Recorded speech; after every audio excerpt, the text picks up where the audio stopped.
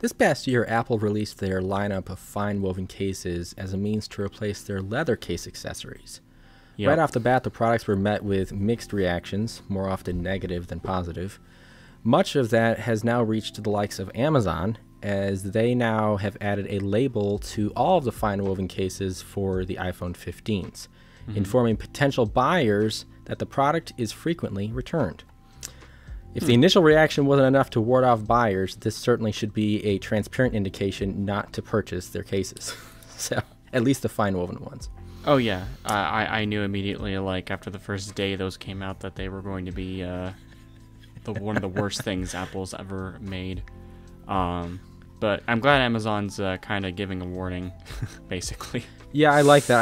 I've been seeing that more and more with some of the products that I've been looking at, not even Apple's, just that little label that says frequently returned. So kind of gives me an idea, or at least just to check the reviews to see, okay, why is it being returned, or is that a reason for me, to ignore or exactly continue? Yeah, so. Absolutely. While this is a quick topic, it is actually a pretty great one. HomePod 17.4 has been released, and with it comes the enabling of Siri, which is now able to recognize what media you like to listen to your music from. So how it used to be is you would say, hey, you know who, play whatever song on Spotify. You had to actually name the media itself. And and that would be the way you would bypass using music as its default. Well, now you don't even need to do that anymore. You just say, hey, you know who, play that song, and it will play it on that app without adding that extra step. So it recognizes what medias you're familiar with or which ones you use the most frequently, and you don't have to have that that added step right there. Honestly, this is a feature I have been wanting for a long time. Not that I have a HomePod. JD does, obviously. But it is annoying on any device to have to tell the device what media I want my song to be played from constantly. It really does well at bypassing the extra step. So good on Apple for adding this right here. I'm really glad they did this. Yeah, you threw me off at first because when you said media device, I was thinking, well, isn't the HomePod the media device? But then I realized you meant like music platform. Music platform, yeah, sorry. So, yeah, no, that is really good. Clarification, no, I don't actually have a HomePod, so I never actually kept one just because I felt like it wasn't enough to, to replace my Sonos. So, yes. Sonos, that's right. Which is better than a HomePod. In my opinion, yeah, but to each their own. But no, that is really good. It's kind of frustrating because these are simple, practical, daily functions, and yet we have to try to bypass them just because Apple doesn't like to play nice. I'm glad that they're kind of weakening down on that and making it a little bit more easy to work with other music platforms. The question I actually had was, is it just based off of what you last played it on and that just sets it as a default, or is there like something in the app or something? How does that work? Or does it not say? From what I understand, basically you kind of start by, or maybe I think it's if you're the media platform you listen to the most, I think it understands that one. Or you have to start saying it, and then it recognizes that as the most one. Either From way, there on out. Okay. Yeah, I think it's the latter though. So it would make sense about the latter. Yeah. Yeah. Unless there's a way that they actually have like the default application on the iPhone, because that could make sense as well. So. Right. But in either case, yes, I definitely agree. Right on for Apple. So, as we mentioned before, T-Mobile may not be offering MLS Season Pass, but as we expected through 2028. They will be returning with yet another season of MLB TV, and the time window to claim the perk is from March 26th to April 2nd. So if you're interested in that, you got a small little window to claim it, but after that, whole season of MLB. So pretty nice. Android has now come out with an update for Android Auto. Just to hash it out real quick, any apps that Android sees as something that can be extremely distracting to the driver, there will now be a little P hanging off that app. Really, this just indicates that the app is not to be used while the car is being driven. Yeah, that's right. I read that. And only such apps can be done when the car is parked, hence the letter P. It's not a super crazy auto update, but I do welcome the feature nonetheless. I do think it will make for a better, safer experience while driving. So I don't know what you think about this one, but I think it's pretty good. I mean, yeah, it's just one of those things. It's a logical move, really. It's Yeah. I'm surprised that some of this stuff actually isn't been. I kind of feel like it should be rules and stipulations that should be enforced by the DOT. Agreed. And any smartphone integration needs to follow those laws and regulations. So it's kind of funny that that's kind of been just loose out there. So, but good on Google for kind of applying that to the applications. Just like, again, I feel like it's just logical. So Yeah, absolutely. something that most would probably consider beneficial, unless you're really bad at paying things off. But Apple's Pay Later program will now report to Experian, which could actually impact your credit score. So kind of nice. I just feel like the Pay Later doesn't take that long to pay off a certain product or purchase. But even then, I feel like that's worth it just to say, hey, I'm paying something off. I feel like I should get some, thumbs up on my credit report. So Yeah, I actually did see that. That's one I'm definitely in favor of for sure. Yes. Especially someone who's still kind of starting early in life, trying to build up their credit score. That's actually really good, and I would say it also encourages users to do that buy later or pay later, and gets people buying more devices. I think that's probably a really good deal right there, actually. for Apple, yeah. Yeah, for Apple, yes. Break your bank a bit, but So iOS 17.4 has just been released, and I'm just going to go over the bare bones of what this new update has to offer. Specifically for the EU, you'll find changes to the App Store as well as alternative apps and payment methods. There are now changes to gaming. You can now utilize Xbox Cloud Gaming and NVIDIA GeForce Gaming. There are a few new emojis: mushroom, phoenix, breaking chains, a lime slice. I don't know why. The lime slice just really tickles me. And shaking heads. Music now shows transcripts of podcasts. You can also search for a specific word and begin from there. Yep, Finally, Apple has added a feature where you can now add songs that Music Recognizer, I think it's called Shazam, has recognized to your playlist. Siri can now read your messages in any supportive language. And finally, one big one is Apple has now added a feature where you can now use your Apple Card at merchants that don't accept Apple Pay, Walmart, by typing in your number from Wallet or using Safari AutoPay. So, quite a few things here. There's actually quite a lot of things left out, obviously, just because there was so much to go through. But these are kind of the main key points that we just wanted to iterate a bit here. So, yeah, the update for me, I think, was 1.6 gigs, I think. So it was a decent size update. That makes sense. Yeah, the only question I had actually was in reference to the Shazam. And actually, I think Aaron Zolo referenced this as well, where he actually thought that feature was already added.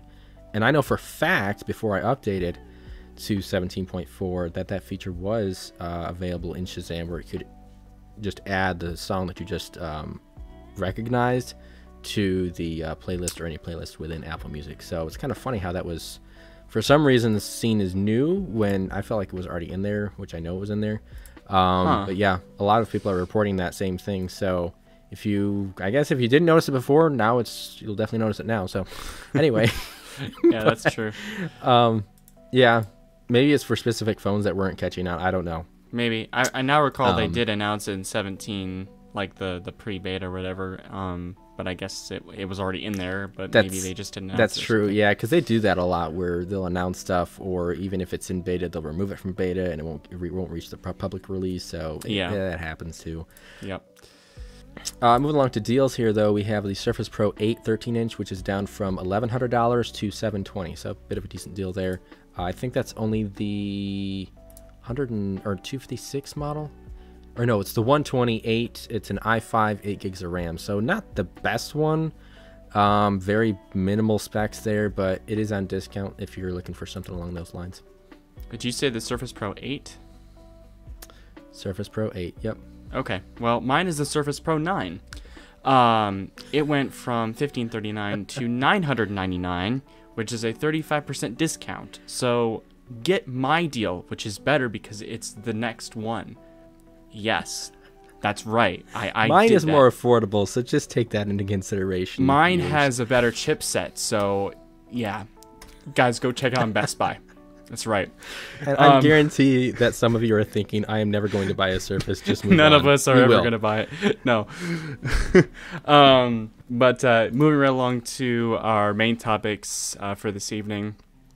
A real quick one here is there's a rumor out now stating what phones that iOS 18 will be compatible with. Assumedly going from the iPhone 16 all the way down to the SE2, which, by the way, was actually assumed to be slated off the next compatibility list, but apparently SE2 users may get one more year with updates, which is really nice. My mother-in-law and my wife both have the SE2, and they were pretty disheartened when I told them they wouldn't be receiving updates anymore towards the middle of this year, but it looks like they might have another year with this particular device. Yeah, I can understand. Yeah, for sure. Which, by the way, speaking of compatibility, with the release of the new MacBook, the Air with M1 chip, that has been discontinued. And that was kind of to be expected. It's quite a few years old now. So, out with the old, in with the new, as they say. Oh, that's what they were talking. I read an article, I saw a headline, something about the wedge is officially gone. I think that's what it meant, is because I think that's the last MacBook that actually has the wedge look to it versus the flat looks that the latest ones have. Yep. So, yeah, that's I suppose that's kind of unfortunate, only because I feel like those are really decently priced, especially with the latest discounts. So I'm sure there's probably still some out there, like at Best Buy, while supplies last, that have them at like $750. But yeah, I agree. It's not like it's totally unexpected. As far as the iOS compatibility, SE2, that was back in 2020, I believe.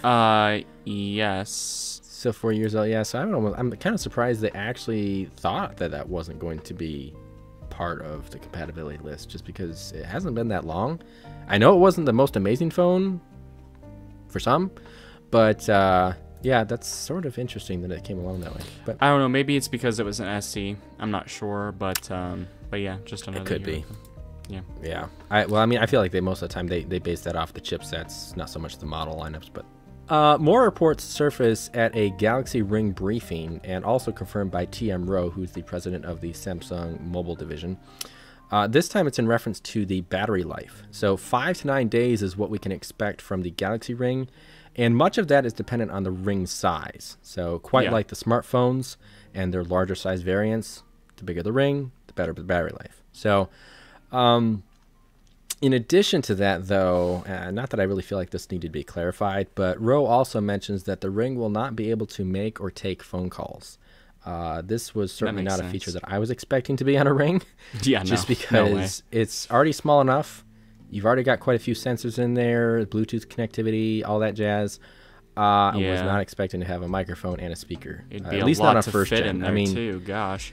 Yeah, I can kind of see where some people would kind of push towards that, just because some think, okay, I'm going to replace this Ring, or I'm going to replace my smartwatch with this Ring, so it'd be nice if I could take and make phone calls. But at the same time, I'm thinking, what's the quality like going to be for that microphone or the speaker? Exactly. How well is that going to work? Yeah, it would almost not be especially, and that also the battery life too.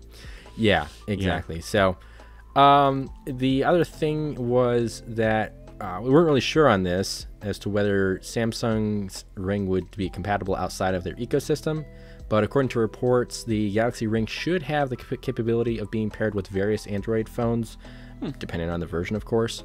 Right. However, Samsung had no such plans to offer support for iPhones, and quite frankly, I wholeheartedly agree. There's no point in developing it for Apple, because they are not nice to play with, especially with third-party applications and products. Not to mention that we've already had rumors that they should be developing their own smart ring. So exactly, some people think that's a bummer. I'm just like, you got to think about it from Samsung's standpoint. There's no point in doing that. You're gonna have so many limited features. I feel like maybe some of the features might be dumbed down outside of Samsung's ecosystem, but not to the extent when you're paired with an iPhone. It's pretty ridiculous. It was pretty much made. But in either case, go ahead. It was pretty much made for Samsung, let alone Android devices. So how in the world would you expect that type of ring to work with an Apple device? It wouldn't work that way. There's so many roadblocks and everything when it comes to Apple's ecosystem. So, but Samsung did confirm that the Ring will be released in the second half of 2024, which we've probably already hinted at. We did. But many reports do point to the Unpacked event that should be taking place in July, so we could possibly see this quite soon. Very nice. That's good. I'm glad to hear that. So upon the release of the iPhone 14, Apple established a sort of satellite SOS feature on their phones. Well, it now looks like Google is truly following in their footsteps and is making their own version of this. Now, this actually really isn't new news, especially since Android 14 was confirmed to have satellite support. But we actually have images from users showing a safety and emergency setting tab for satellite SOS. Not only this, but a tag, satellite communication, was also discovered, which seems to suggest a user permission prior to the grant of service. Most likely we can expect this particular upgrade coming alongside the Pixel 9 and 9 Pro for this year, but yeah, I mean, the success of the SOS satellite has worked wonders for Apple users. I mean, you know as well as I do, JD, that countless stories of people who were in bad, almost severe, death-threatening situations were saved thanks to this addition on their devices. So I'm really glad Google is actually going ahead with this and adding this, most likely, hopefully, according to these rumors and everything. But yeah, I'm sure you'll probably see Samsung jump on board here pretty soon as well. Just absolutely. I feel like it's we're reaching that point where I think this is one of those things that should be a default feature, because it really is. I don't know. It's something that should be well integrated. And like you were saying, it's a life-saving feature for sure. Oh yeah, for sure. You could probably there's even more countless stories just on the Apple Watch, and I'm sure other smartwatches where they've been able to contact emergency services. So exactly. But no, that's good to hear. Hope it comes. Google's not the best when it comes to executing this type of rumor. Then again, if they released it themselves and allowed the public to see the rumor, then it probably is happening. Also true, yes. In either case, back on February 26th, Nintendo filed a lawsuit against the software company Yuzu, well known among those who enjoyed its Nintendo emulator. Since then, both parties have reached a settlement where Yuzu will not only provide monetary relief in the amount of $2.4 million, but has since then announced the discontinuation of their software and service.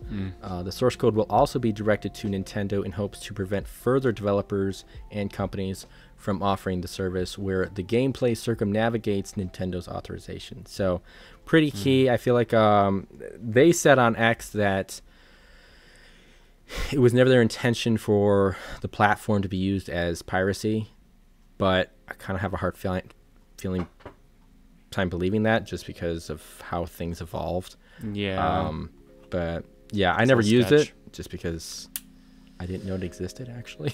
Neither did I. I actually I'm not one for emulators. But no, not me either. I think I used one emulator, but it was for like a very old console or something on my laptop years ago. Okay. But yeah, no, I did see that article, and I mean, it's just wrong, period. No matter how you look at it, you shouldn't be messing around with that kind of stuff. Some people might argue, well, their games are so expensive anyway. I mean, yeah, that's how they make their money. That's how they thrive. And if you think those games are worth it, you buy them, and if you don't, you buy them used, and then or not. I mean, that's just how the cookie crumbles normally. So I mean, it's one thing if the emulator is used for development, that's one thing, but when you actually use it for public usage and actually have subscription-based services, then you're definitely crossing the line. Oh yeah, then you're making money off of something that's copyrighted, that's it's its own company. There's a lot of sketchy stuff that you're messing with that shouldn't be worked around, but yeah. Rumors seem to indicate what we call Apple ID will soon be renamed as Apple Account. This actually comes from Apple themselves on their website, where instead of using Apple ID normally in their website, you will now find traces of the words Apple Account used way more frequently, to the point where you really can't even see Apple ID used at all. This change is expected to officially take place later this year, possibly around the time iOS 18 is released. Now, just to give you my own thoughts on this as an Apple user, I do not like this. Apple ID just sounds the most logical for identification on Apple. It's simple. People understand what you mean when you say that. Like, there really doesn't need to be there really doesn't seem to be any logical reason why you would want to rename this. I guarantee you, people are still going to use Apple ID if and when Apple makes this change. It just makes more sense. I mean, it's been constant last 23 years. I don't even know when they came out with actually Apple ID. Do you know, JD? No, not off the top of my head. I'm not sure if it was that long, but it's been around for quite a while for sure. For quite some time, yeah. So it's just the idea. It's been there for a while. I understand things change, and there's good change and there's bad change. This is one of the bad changes because it's just like, why would you even do that? Why would you mess with that? But maybe that's just me. I mean, I can kind of see multiple sides to this personally. One would be that if you're dealing with, respectfully, if you're dealing with an older generation, sometimes the Apple ID phrase can be a little bit confusing, or like versus Apple account, which makes more sense. But with a lot of the younger generation, especially considering how many people have iPhones that are teenagers, I don't see the point in switching this now. I feel like you're kind of past that point of no return. So I am with you for the majority of this, and it kind of, I don't know, I kind of feel like it flowed together because you had Face ID, you had Touch ID, you had Apple ID, which is just your whole entire, it encompasses everything. It was all perfect, well put together, yeah. So, yeah, it's kind of odd that they're doing that. I've seen Apple do far more detrimental things than this, so I'm sure it's the end of the world, which I know you would agree to that as well. Yeah. But yeah, I can kind of get on board. I'm not like panicking or anything. I'm just saying like it's a weird thing that I don't really think that should happen. You know why? Yeah. Don't break something that's already not broken. Wait, what's the phrase? What's the don't fix something? Don't fix it if it ain't broken. If it ain't broke, don't fix it. There we go. Thank you. If it ain't broke, don't fix it. That's my motto. All right, go ahead. I know this guy for over 20 years. I don't feel like that's his motto, but we'll move on. It's not. It's just that's my motto. It's not my motto. There you go.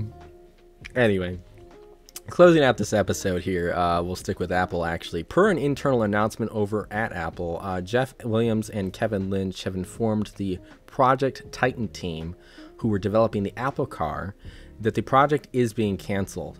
The team includes over 2,000 employees, some of whom will actually be laid off, and others of whom will be transferred to other departments within the company. But as of now, Apple is no longer pursuing an entry in the automotive industry, which I find a bit unfortunate, but in the end, this possibly could be a smart move. Who knows, maybe a decade or two from now, they might reconsider it with the advancement of technology, but that's more of a speculation and probably less likely. But yeah, there it is. This one kind of hurts a little bit because I mean this when I say this seriously. I was actually looking forward to the Apple Car. It was something. Disagree, yeah. It was something I was just like, how? Oh yes, it would cost a lot of money. There's no doubt about that. But to see how they would approach with it, I was so curious because I mean JD and I a couple of years ago when we actually started this podcast, we kind of went through some different images, some ideas of how it might look and how we pictured it in our minds. Because there's so many ways that you could go about doing this, and just to kind of see it fade away, it's a little disheartening. I'm not gonna lie, but oh well. Yeah, I mean, this has kind of been in the works. Actually, it's been in the works since like 2013 and 2014, which is when the initial kickoff of this happened. And then I feel like it had a resurgence back in like 2019, 2020, because they started forming this team to better execute this. And I was really looking forward to seeing how that would look, what the real take was going to be on it. In my opinion, I mean, like I said, I feel like it could be a smart move. My hope is that they do reconsider it later on. Yes, that's my hope. I think the only upside of this, and I think you touched on a little bit, is that attention is brought to other more important things, which is always good. There's always a brighter side to certain to things, and I think it's Vision Pro. Yes, thank you. Or even like the Apple Glass. Or whatever they were going to call that. Or even just honestly improving a lot of things that us users have had issues with that Apple just has not really refined quite yet. Addressed, yeah. Yeah, if attention is put somewhere else for a good reason, for a good fashion, I'm okay with that. But if nothing gets fixed or worked on correctly, then it was all a waste, and they should have just continued with the car, honestly. So yeah, it all depends on kind of your perspective. But I guess in either case, that's how we look at it here at Stern's Tech Talk. And that said, this will end our episode. This is JD and Riley. We'll catch you guys in the next one. Peace out.